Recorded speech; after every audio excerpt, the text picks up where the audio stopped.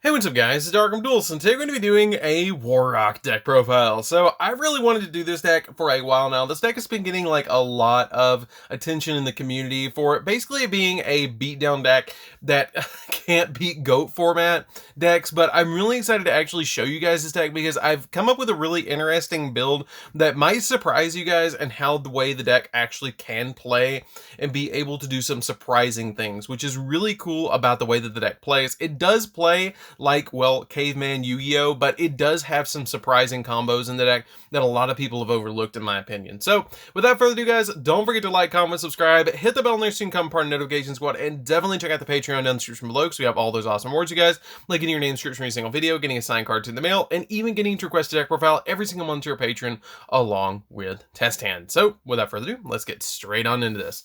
So first off, we're going to be playing two of the big Warrock guy himself. This card is really good because it has the ability that during the battle phase in which your Earth Warrior monster battles, you get to quick effect activate this effect that this card can attack directly this turn, which can be a really powerful effect on a 2700 beat stick. It does look like it's a little hard to get out, but it also has a free special summon effect on it because also all Warrock monsters you currently control gain 200 attack. Big deal, it's not that big a deal in this deck, but they do stack up where a lot of them actually have that effect to be able to increase by 200. So if you start calculating them together, it can get pretty big and get up to 1,000 point boost, which is kind of neat. And it has the ability that while this card is in your hand or graveyard, when you control an Earth Warrior monster when it's destroyed by battle, you can special summon this card but banish it when it leaves the field, which is still a pretty good effect just to be able to just special summon it to your side of the field if you have it in your hand and your opponent does destroy one of your Earth Warrior monsters. You play a single copy of the Warrock Skylar. She's actually the reason I wanted to build this deck. I thought her artwork was insanely cool, and so she was the reason I built the entire deck. I just play her as a 1-of because she's a level 6 that you usually have to kind of like treat summon out, which is terrible, but as a 1-of, she's not that bad because there's some Warrock monsters that can get her out to your side of the field by special summoning, but you don't want to draw into her.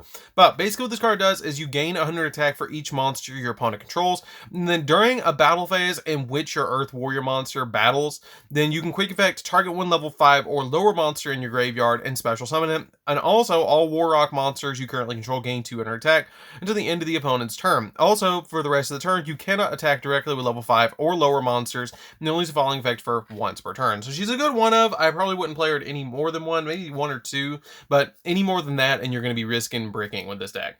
I play 3 of the level 5 that you can play that normal summons itself out. This card is kind of interesting because it has the ability to control no monsters or all monsters or warrior monsters. Then you can normal summon this card without tributing, and if your Earth Warrior monster battles, after damage calculation you can send a Earth Warrior monster from your deck to the grave, which is usually going to be the big guy himself. And it also has the ability that all Warrock monsters gain 200 attack, which is pretty good just to be able to give them that additional 200 attack.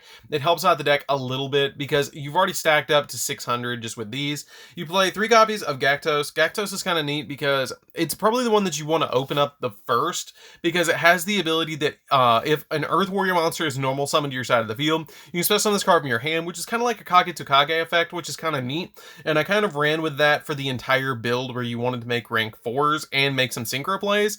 But if this card is sent from the monster zone to the graveyard by an opponent's card effect, then you can special summon a level 5 or higher Warrock monster from your hand or deck, and you only use the following effect of it once per turn. But it's a pretty good effect just to be able to get out some of your level 5 or highers to your side of the field. You usually want to special summon the big guy or Skylar from the deck, but you usually don't want to special summon out the one that can normal summon itself. It's just not that great. We then play 3 copies of Fortia. Fortia is really good because basically it has the ability that if an Earth Warrior monster battles, then you get to add 1 Warrock monster or 1 Warrock card from your deck to your hand, except another copy of itself. Then all Warrior monsters or all Warrock monsters you control gain 200 attack until the end of the opponent's turn. And if this card is sent from the monster zone to the graveyard by a card effect, by your opponent's card effect, you can special summon a level 5 or higher Warrock monster from your hand or deck. You use the following effect of it once per turn. This deck really needs like a tuner monster because it would help out the deck a lot. And a synchro monster maybe, or some Xyz cards. Like, I don't know what this deck needs, but it needs a little bit. We play 3 copies of Goblinberg. The Goblinbergs actually help out a lot because what I went for this particular build is basically using the lower level Warrock monsters to go into some insane Xyz plays, because the deck does what I was mentioning at the very beginning of the video, that's something that people have looked over is you have a Kage to Kage built into the deck. You can make it a rank 4 deck and make it where it throws out a bunch of rank 4s on your side of the field, and these are just back backup players that help you with a little bit of like a beatdown strategy, which is kind of cool. We then played 2 copies of Photon Thrasher. Photon Thrasher just special summons itself to your side of the field. These could be easily Blue Mountain Butter Spy. I like to play the copies of Photon Thrasher because you can special summon to your side of the field extremely quickly. But you could easily change them out if you wanted to. We then played 2 copies for the last 2 monsters. I played 2 copies of TG Striker. TG Striker is the reason I play this card, is to go into my copy of Yugioh Guardian, and it's an Azul target. It's really good in the deck to be able to just use this to go into your copy of Yugioh Guardian or Yugioh Predator, which is the 2 monsters that I play in the extra deck. They do require Earth monsters, so you can't use your copy of Photon Thrasher to go into them. Even though these particular editions of the card don't say it, you have to use Earth monsters to go into your copy of Yugioh Guardian because it got Narada to come off the ban list. So that's kind of interesting about the way that the deck plays. So that's it for the monsters, guys. Let's get into the spells.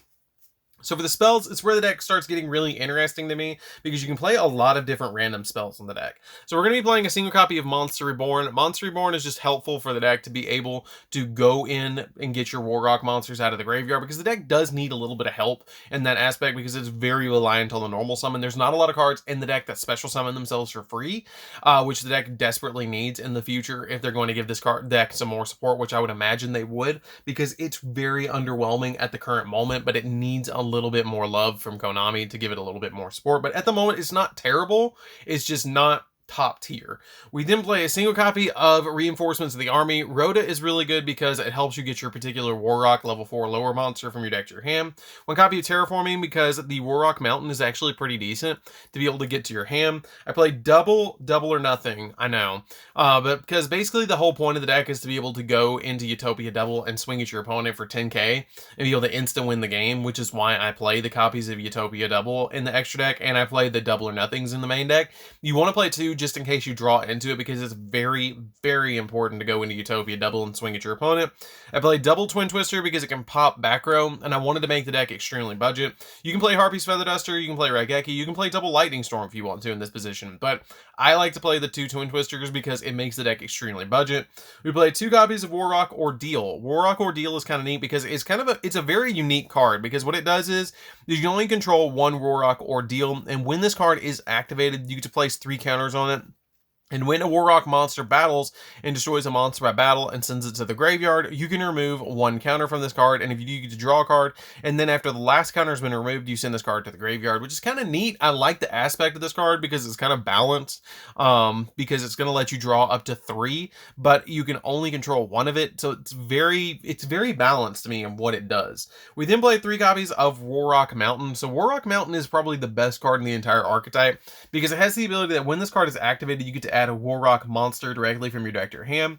And at the start of the battle phase, if you have control no monsters, or all monsters you control are warrior monsters, you special summon a Warrock monster from your hand with a different name than the cards you currently control. And if your warrior monster would be destroyed by battle, you can send this card to the graveyard instead, which is kind of neat to be able to get you additional warriors on your side of the field and kind of help you swarm a little bit in the deck, which is super helpful to help out the deck a little bit. We then play 3 copies of Pot of Extravagance because we don't really care about the extra deck all that much. We play a lot of 3 ofs in the extra deck, 2 ofs and 3 ofs in the extra deck, so Pot of Extravagance helps out the deck a lot to be able to help with the consistency.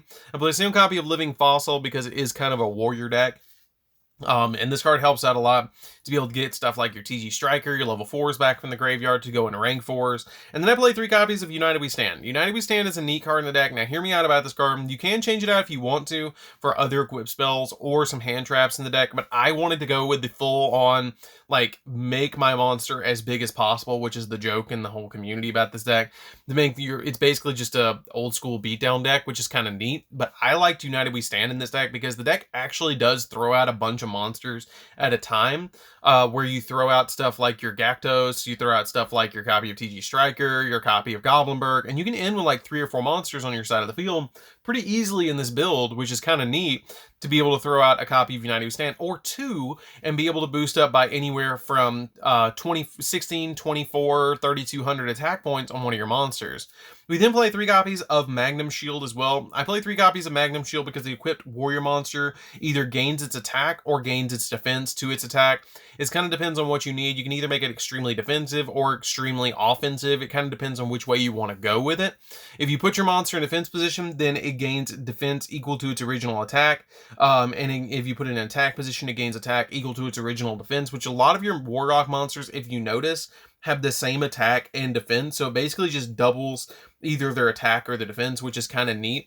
Like, for example, your level 5 will go up to 42 defense or 42 attack, which is kind of neat in an aspect. I really like the way that actually works out, because it reminds me of the way I used to play Yu-Gi-Oh back when I had like my old school beatdown deck. So that's it for the spells, guys. Let's get into the extra deck, because we don't play any traps.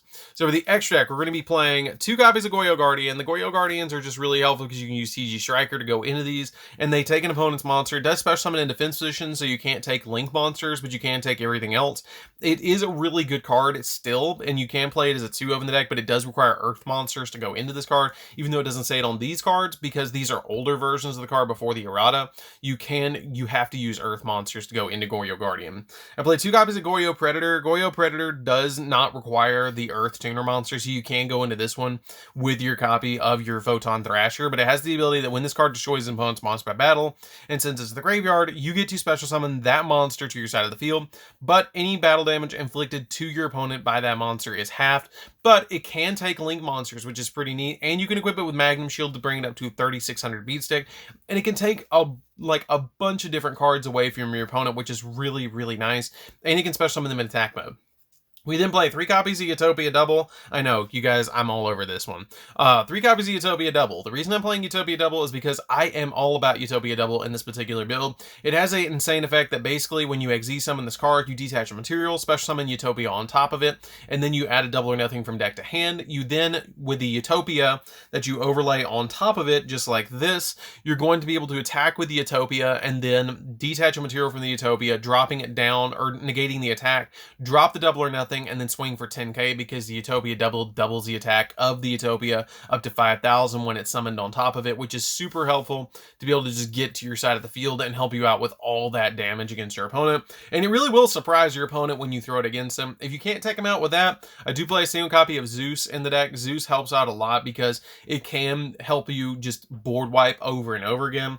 I play a single copy of Heartland Draco. Heartland Draco, you put a lot of, and I mean a lot of, you put a lot of XZ's monsters on your side of the field and a lot of spell cards on your side of the field. This card is surprisingly good if you equip it with United We Stand, because it can get really big on your side of the field and is just overall helpful to be able to go into. I play 2 copies of number 60. Number 60 is just really, really, really good in the deck to be able to go into some really insane plays in the deck, and it's just a really good card overall. And then I play a single copy of Isolde as well. The Isolde is just really, really good in the deck because it helps you out a lot with some really good plays. The Isolde is just good as a 1-of to me. Like, the only thing that I've thought about changing out is dropping the number 82 like this and playing not the 82 and throwing in a extra copy of Isolde in the deck. Like, that's the only thing that I've really thought about doing in the deck, is doing this.